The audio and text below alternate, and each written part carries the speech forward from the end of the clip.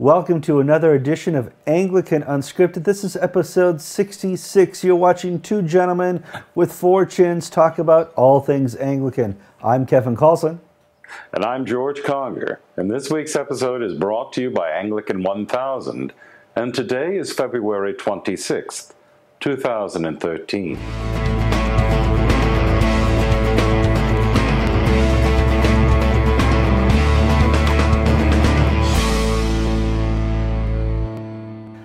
On to story number one. We're going to talk about Tanzania. Last week on Thursday, Anglican Inc. broke the story that there was going to be a new Archbishop of Tanzania. This person replaces Valentino Makiwa, who was elected in 2007. Let's give you a little bit of background. According to the Constitution and canons of the province of Tanzania, they hold an election for an Archbishop every 5 years. It's not like other places where it's 10 years or until the guy retires or resigns. They're pretty set in stone on how they do it. Valentino, the Archbishop, said, I want to be reelected and I'm going to stand for reelection. And there was one or two other contenders. One is Jacob Chimlale, and that's the best pronunciation you can get from me. And in the end, after a couple votes, Jacob Chimlale won by 3 votes. Not a big deal. Elections happen all the time in the Anglican Church, and sometimes you win and sometimes you lose, and always you pray that God's will is done. But we started getting rumors yesterday, the day before, that there was some malfeasance that happened at this election, and that when he won by 3 votes, it wasn't just the 3 votes, there was some money and 3 extra people. Tell us the story, George. Well, Kevin, I want to preface this by saying that if the allegations that have been put forward are true, this has the consequence of being one of the major Anglican stories of the year, and a terrific, terrific mistake by the Episcopal Church. The allegations are that an American source, don't know if it was the national church or a specific diocese or a specific parish, put $50,000 of walking around money into the pockets of people voting in this election. And several diocesan delegations flipped their votes. There is a segment of the Tanzanian House of Bishops that has very close relationships with American dioceses that have fought against the national churches, the Tanzanian national church's break with the Episcopal Church. And the allegations are that money was changed hands to change the vote. 3 extra votes were counted, and those 3 extra votes were the margin that put the challenger, Jacob Chimlale, Bishop of Mpwapwa, over the top. Bishop Chimlale was a graduate of Virginia Theological Seminary, and we are basically seeing allegations that the Episcopal Church is interfering in the internal affairs of an African church by the use of corruption and money. Now, I do not know if I know that these are the allegations being made. What this purports in the Anglican-wide communion is a brand new Archbishop of Canterbury sitting down trying to find a way forward where we can have reconciliation with the church. And the first story out, his second week in office, is that the Episcopal Church is buying influence in Tanzania. That does not purport well for the Episcopal Church. It doesn't purport well for the Anglican Communion. But in Tanzania, it doesn't bode well for anybody because they don't like anything interfering with their culture or their government. To have an outside influence like Americans trying to buy elections there is much worse than heresy, much worse than scandal, much worse than sexual scandals. How dare you let foreign money buy influence here? We expect lawsuits will be filed in the coming days to put in place an injunction preventing this election from being ratified while these allegations are examined. It is going to take, it can all end quickly. Archbishop Makiwa can basically wash his hands and say, for the good of the church, I'm not going to contest this because I think it's better that we stick together even though this was done semi-corrupting way. Or Archbishop Makiwa and his allies may fight back, and this will go to the courts and it'll be months before things are settled. And if there is proof of money changing hands, and that money is traced back to a certain source, man, it is going to cause trouble, not just in Tanzania, but the United States' reputation around the world is of a bully and rather heavy-handed, and using its influence to corrupt and to get people to do what they want against their own interests. And if the Episcopal Church is tied into U.S. foreign policy on this level, it is going to cause some grief that will make Gene Robinson affair look like a tempest in a teapot. Oh, sure. And, $50,000 to buy an election of a primate, that's dirt cheap. I mean, if this is all true, they got a bargain. It must have been coupon day, who knows. So let's talk about Tanzania, the nation. Tanzania is struck, just like Sudan was in Nigeria, in the Muslim conflict over Islamic extremists. People who want to take over the government and impose Sharia law. We've had violence just this last week. We've had a church burned down, a Pentecostal pastor was beheaded, and a Catholic priest on the streets of Zanzibar was shot in the head by 2 assailants. We could go and report all the way to January 1st and talk about the violence of that nation. And it's not getting any better. When you and I were there for the primates meeting in Dar es Salaam in 2007, 2008, it was relatively safe for us to hang out and be white Caucasians on the street. Even our taxi driver talked about how it was great that he was a Muslim and his wife was a Christian, and there was really no conflict like the rest of Africa was suffering. Well, all that's changed in just 5 short years, to the point where we're getting reports all the time from missionaries we know that they're dying left and right, and this conflict is becoming more and more violent. All they need to do now, the Muslims, is see the struggle within the Anglican and American-based church and say, yeah, this is a breeze. The situation in Zanzibar is very, very tense. There's a group there, Umasho, that is allied with Al-Shabaab, the Somali Al-Qaeda group, and it is seeking to split Zanzibar off from the mainland country, Tanganyika, and form its own Islamic Republic of Zanzibar. And one of the things Umasho has been agitating for is for Christians to get out of Zanzibar. And it's becoming a very dangerous place. As you said, this last week, we've had 2 murders and a church burning. And it's just 1 week, and things are going to get worse, we're told, by people on the ground rather than better. So, stay tuned to Anglican Unscripted or watch our sister site, Anglican Inc. We'll update the story from there. But keep these people in prayer. It's, if the allegations are true that the Episcopal Church funneled money into Tanzania, that puts a lot of people on the ground in the church at risk. Planting Anglican churches. So what does it mean to plant? What are the strategies for it?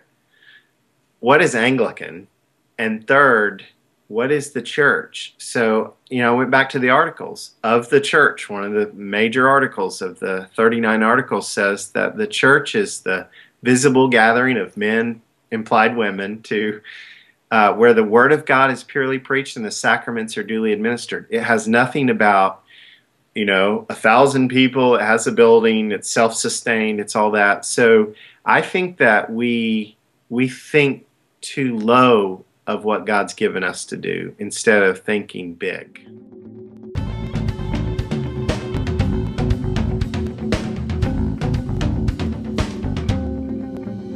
On this week's Anglican Unscripted, we're going to do a special episode with a person who's based with his family in East Africa.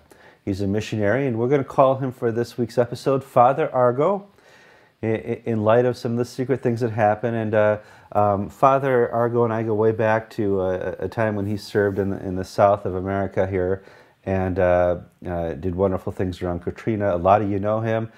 The people who don't know him don't need to know his identity or his location. Let's talk about missionaries in East Africa. There's more and more violence. When I talk about violence, I'm not talking about what we have in America where you lose your freedom of speech, but violence from Muslims or Islamic extremists toward Christian missionaries in East Africa. What's been some of the latest news that's been occurring? Well, there's a big fault line here, particularly in Tanzania. It's fairly evenly split between Muslims and Christians. And I do want to say that your your average, on the street Muslim can be a wonderful friend, and I want to make that very clear. But there is definitely an extremist element right now, and it seems like Tanzania is starting to come apart at the seams a bit. It's been the only stable country in East Africa since the end of colonial days, and we're really seeing signs of fault lines, really across the country, and it goes back and forth when there's between Zanzibar and the mainland when. The mainland sort of reacts or erupts, then Zanzibar reacts, and then it goes back and forth. But there are elements, and it's definitely foreign elements that are here, and there's questions of whether they're sort of here on their own operating or whether they've been paid by locals to come in. That's sort of a debated question right now. But the heat is on right now. We had Zanzibar, has multiple church burnings in a year. So Christians are sort of under attack there right now. Missionaries are not public, particularly in this part of the world. We certainly cannot say we are missionaries. So that would make us clear targets. The latest was the murder of Father Everest Mucci, who was a beloved Catholic priest, and it was a professional hit. A motorcycle blocked his way at the church gate. Another motorcycle came up and 3 shots to the head, point blank, killed. The 3 people involved, at least 3 of them were arrested by Interpol as they were trying to escape to Kenya. So that's very good news. That means the government here is cooperating a bit to get that intel. But the Christians here right now are very scared, angry. They feel the government is doing nothing to protect them. Christians on the mainland are feeling like the government's doing nothing to protect the Christians on Zanzibar. And the issue now is really there's a lot of chatter, a lot of propaganda going around that there are going to be big Easter attacks on the church across the island and possibly on the mainland. So it's heating up. One of the things that we've seen is you talk about the government's participation or lack of participation in a solution. The president and the vice president showed up to the funeral of this murdered Catholic priest, and the vice president got up and said, "This is God's will." Yeah, that didn't go over very well. And that's a sort of classic Islamic statement. They're fatalists. Muslims just believe everything is the will of God. God's will is not dynamic. It can't be changed. Of course, as Christians, we believe that we can pray and we can ask God and God moves his hand. They don't think that. They don't believe that God is behind everything. And so when he said that, he was roundly booed. And there was also, the president said nothing at the graveside service. He just sat there and threw his minister up to the wolves and made a terrible mistake. And the Catholic bishop got up and to speak and really pointedly right at him said this was not the will of God. This was the act of criminals and terrorists. So, there's been a long-standing. I mean, people in Zanzibar will say this is the third. There have been 3 presidents. This is the 3rd administration that's done nothing to protect Christians, and people on the mainland feel the same way. That there's just been nothing done of any substance to protect the religious minorities here, and it's a big. When I visited Tanzania and Dar es Salaam and the White Sands Hotel back in 2008, there was relative peace amongst Christians and Muslims. They were willing to live together, in relative harmony. And your thought is this is more of an outside influence that's having a greater and greater effect. It's two-pronged. There's about 20 years ago, if you just come to the resorts and you're not going to see what's really going on. You have to come to Stone Town. You have to be in the city. You have to know the people and understand the situation. So, if you just fly and go to the airport, go to the resort, you're not going to hear or know anything. It'll look just fine to you. About 20 years ago, the imams started moving in a more radical direction. They started teaching that it was a sin to have a Christian as a friend. And that's relatively new. Our older friends in the region will say that that was never the case. And, 20 years ago, even women were not and did not have to be in jobs or burqas. I mean, it's just progressively moved in that direction. Children are taught here from a very early age that Christians and Westerners are here to hurt them, kill them, harm them, will do them harm.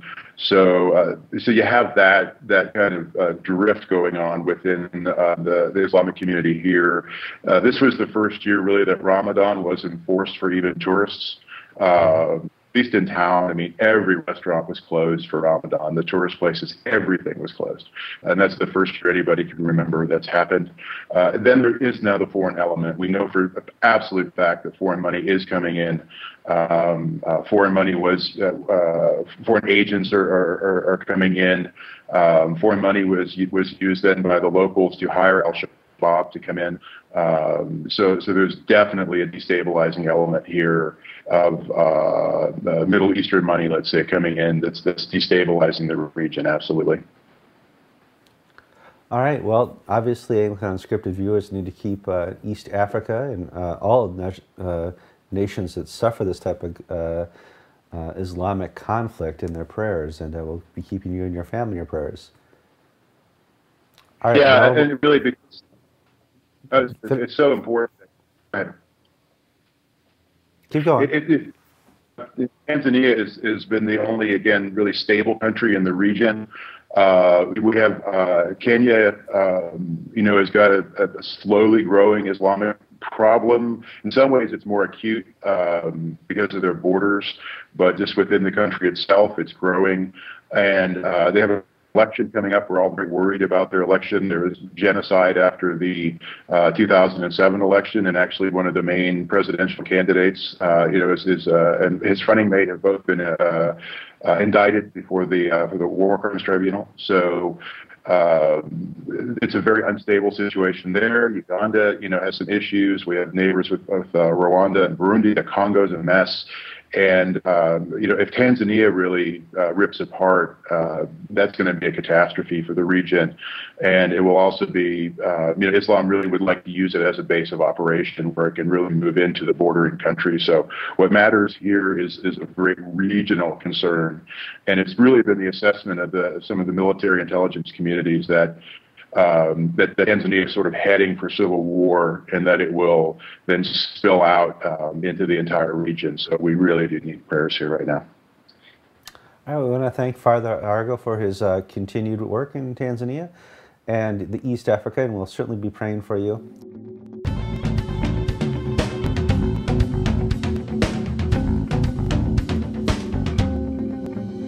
George, story 2, we're going to talk about Archbishop Justin Welby. And last week we reported that he appointed a new Minister of Reconciliation, Canon David Porter from Northern Ireland. And there's been a lot of discussion on the blogosphere about the appointment, and a lot of discussion on the blogosphere about what we said about the appointment and what we said about Justin Welby in terms of working towards reconciliation. And I think it's time to really step back and take a look at the bigger picture. You and I are Christians of a transformational gospel. I believe in the Jesus of Matthew, Mark, Luke, John, Acts. That's the Jesus I know, the New Testament Jesus. And Catherine Jefferts Schori, from what I can observe, this is just my personal opinion, is what we call an Isaiah Christian. Somebody who sees Jesus from the eyes of the prophet Isaiah, the Jesus who will come and bring climate change to the earth, peace to the earth, harmony to the earth, where every day you get up and you gather and you sing in a circle with each other. That's the Jesus she believes in, the one from the prophet Isaiah, especially in the chapters 39, 40, and 41. The Jesus we know is a little bit different. Justin Welby's job here is to, in his eyes, put together these two understandings of Jesus and the politics behind it. The politics of Catherine Jefferts Schori's Jesus has led her to do what she did against the conservatives in the church. We've had, 270 people deposed since she's taken office? Well, that's a sign that things are going a little bit haywire, and that maybe somebody from the Archbishop of Canterbury's office should step in and take hold. Rowan Williams tried to do that. But at the end of the day, Rowan Williams can't say he tried everything. And I think Justin Welby, with the appointment of Canon David Porter, is going to have the ability to say we tried everything. When we gave him accolades last week for appointing this Minister of Reconciliation, we did not say it was going to turn out the way we wanted it to turn out. We understand that the end is still invisible to us. We don't know whether there'll be reconciliation with the church, or if at some point here we can finally have a walking apart, which is part of the Windsor process. For those who can go back to 2006, 7, and 8, there was a Windsor report that said, in the end, we can join together in harmony, Isaiah, or there'll be a chance in, I think it's paragraph 154, where the church separates and walks apart. And we still live in that reality, but I think at the end of the day, Justin Welby will be able to say he tried everything. He even brought in a counselor from Northern Ireland. Kevin, much of the comments about our episode last week revolved around people making the claim that we're naive, that we think this is the solution, that this is the answer, more of this conversation, Indaba dressed up in a new form. That's not what we're saying. We are saying that we believe the process is important, and we're very pleased that Archbishop Welby has made this process his priority. What the ends are, I don't know. I mean, we are coming out of this so broken that any step forward, I think, would be a wonderful thing. Do you remember in 2007, Greg Venables, the presiding bishop of the Southern Cone, told us that he did not believe that Catherine Jefferts Schori was a Christian as he understood Christians to be. Now, that is where we're starting from. And if this process can move us forward, that's a wonderful thing. Yeah, it has to be a process that's very transparent. You and I have worked a long time with Lambeth Palace, and what they say behind closed doors or at the bar or at dinner or when nobody's looking is a lot different than what they say in public. They had a great distaste for Catherine Jefferts Schori. Oh, you would talk to members of the staff there, and they would repeat things, and it was all that, oh, the presiding bishop is such a pain, and that they had no respect for her theology, they had no respect for her as a person, that she was histrionic, demanding, someone who was so insecure that she had to be so rigid and inflexible. They would say these things, and then when it would come time to formal statements, it would be sort of the milk and water anodyne stuff that just said nothing. Now, whether this private dislike and public passiveness will continue under Archbishop Welby, if it does, again, that'll be problematic, because we know then it's just a show that they're going through. George and I want to reiterate, we do not think or have any idea how this will end up. We do know that we cannot put ourselves together with a false gospel. If the Episcopal Church is to remain unrepentant, there's no way forward. We're fully in understanding of that. But we understand that Justin, the Archbishop of Canterbury, is taking forward a new path. In my eyes, in my own eyes, the Windsor process was the perfect Anglican path, short of taking out shears and cutting the vine. And in such, Justin Welby is taking out an approach that he's seen work in the past in a secular context, and he's going to apply it here in the church. Now, in our world, the ends does not justify the means. The means here is reconciliation or walking apart. One or two things have to happen. But the means existed under the Rowan Williams administration, where they decided to do nothing, and they did it a lot. Here, hopefully this course will lead us down to a place where we actually get to a point where there'll be a decision. David Porter was in a place where he could make decisions. Justin Welby has put himself many times in a place where he's had to make decisions. Now, that's what we want. We've gone through this limbo period of years, almost decades, where nothing has been done and all the talking has been done. I believe we have a course now. Kevin, I want to remind our viewers of what happened at 1998 at the Lambeth Conference. Because people will say, oh, no, discipline will never happen. Oh, no, these things won't happen. And the Episcopal Church's House of Bishops, they're foursquare behind the liberal agenda. Well, if you remember in 1998, Jack Spong put out these theses of a new Christianity, and he had a lot of support within the Episcopal Church among members of the House of Bishops. And stuff, he basically put out these non-Christian, new Christian doctrines. And he came into the Lambeth Conference, and the Lambeth Conference bishops basically turned on Bishop Spong, both for his statements and for racist comments he made that were reported by the Church of England newspaper. Okay. And what happened at Lambeth was that the House of Bishops of the Episcopal Church hung Jack Spong out to dry. Frank Griswold refused to defend him, and the majority of American bishops at Lambeth 98 voted in favor of 110, the conservative statement. Even though some of these bishops, like Jay Walker of Long Island, who were all for the gay agenda at home, when they were in Lambeth, they were part of a collective consciousness of wanting to be faithful to the Anglican Communion, and they switched sides. So very well may be that the scheme that Justin Welby is working on is to isolate Catherine Jefferts Schori and allow the House of Bishops to sacrifice her, so that in 2015, when we have a new presiding bishop, there may be a way to sort of smooth over things. I don't know. But you can't say that things never get better, because I've seen it happen in my relatively short time in covering the church. To finish up, if Justin Welby does not hold the Episcopal Church accountable, if we are in the same limbo we are 5-10 years down the road, we are at status quo as we are now, with a global Anglican South slowly taking over the Anglican Communion, with a rising GAFCON, with primates of faith putting forward action, with primates with not a lot of faith kind of keeping to themselves. That is what we are now, and that may be the future. Can the Archbishop of Canterbury be relevant again? That is up to Justin Welby, not up to George and I. Please welcome our new sponsor, New Wineskins Missionary Network. They are advertising their 2013 Global Missions Conference. It's held in Ridgecrest, North Carolina, April 4th through the 7th. Please visit their website for more details.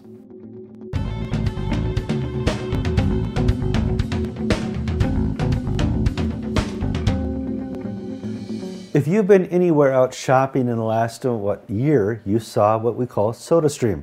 It's a beverage you get to make at home by buying a carbonated container and some flavors, putting it into this machine and pushing the go button, and you put your own bottle below it. And they are pretty phenomenal. They had a Super Bowl commercial. George, you have to own one of their products. What do you think? I love it. It's great. It's fun. We make our own sodas. The girls make Diet Colas and root beer and ginger ale and various energy drinks. I myself like to have this sparkling water that it's unflavored. It's a really neat little gizmo. Now, we're talking about them here on Anglican Unscripted because they're apparently very evil in the eyes of the Episcopal peace movement, and it's time that we brought this to light and let you know about wait a minute, we're going to talk about the hypocrisy of the Episcopal peace movement. George, this is an Israeli-based company that hires and employs a vast number of Palestinians, but they're hated by Episcopal Peace and Code Pink and all the other liberals. What's the story here, George? Well, SodaStream is an Israeli company that has a number of facilities across the country of Israel, including in Judea and Samaria, which is also known as the occupied territories. Because they have a plant in the occupied territories, they are being condemned by an interfaith alliance as being part of the terrible repression of the Palestinian people. Now, the problem with all this is that nobody's done any investigation as to what is actually going on in this factory.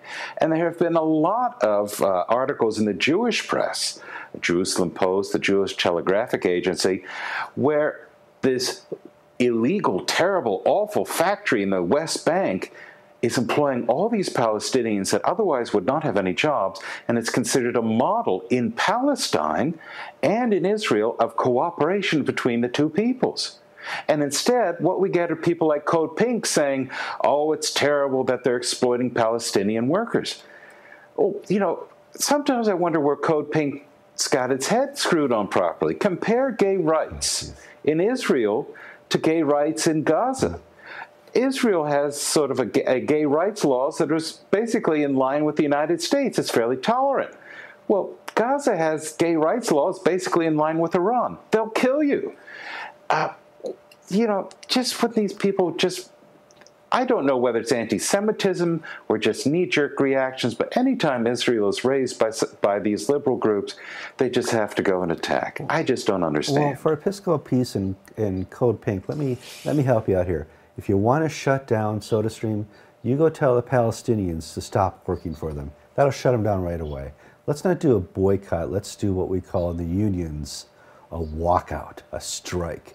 That'll take care of SodaStream once and for all. Put your money where your mouth is, or your taste, or your tongue.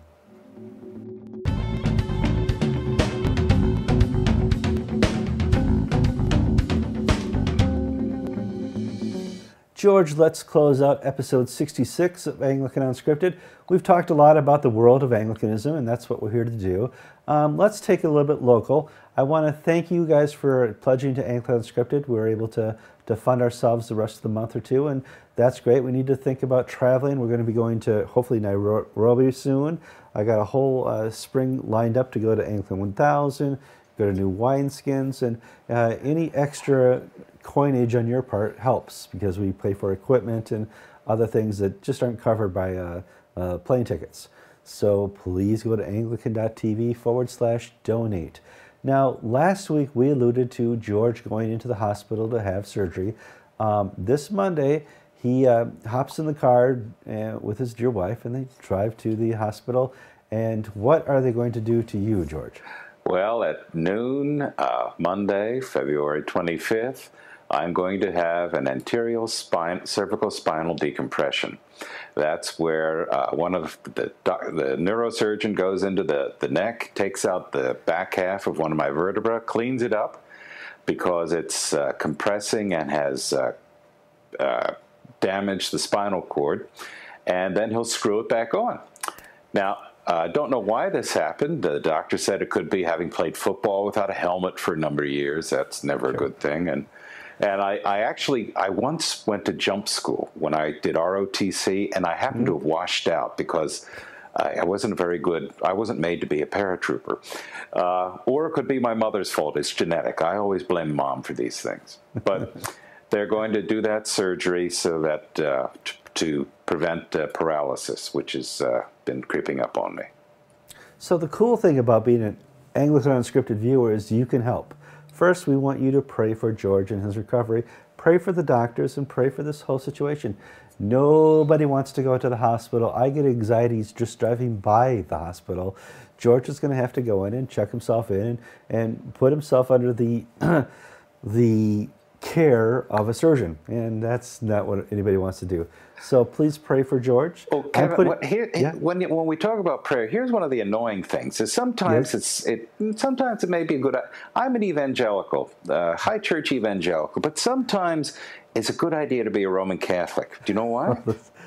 There's a saint involved here, isn't there? Well, John Henry Newman is in the process of becoming a saint in the Roman Catholic Church. And he's got his first miracle down, where this Catholic deacon up in Massachusetts has the exact same condition I did, and he prayed to the blessed John Henry Newman to be relieved of the problem. And it worked. Now, my problem is I don't believe in the veneration of saints and icons, therefore I'm out of luck and I got to go into surgery. I hope your doctor's not named Newman. But okay, so on with this. Now, here's what you as Anglican Unscripted viewers do. You send George little greetings to this email. This is his email here, his private email. You can send him e-cards and prayers, money if you want. But the reality is George is going to be out for about 5 days, and I don't know when we're going to schedule the next Anglican Unscripted because George's healing is more important than the show. I know you guys are saying, are you sure? Yes, That's not what you said off camera, Kevin. Sorry. That's why we pay you such a high wage.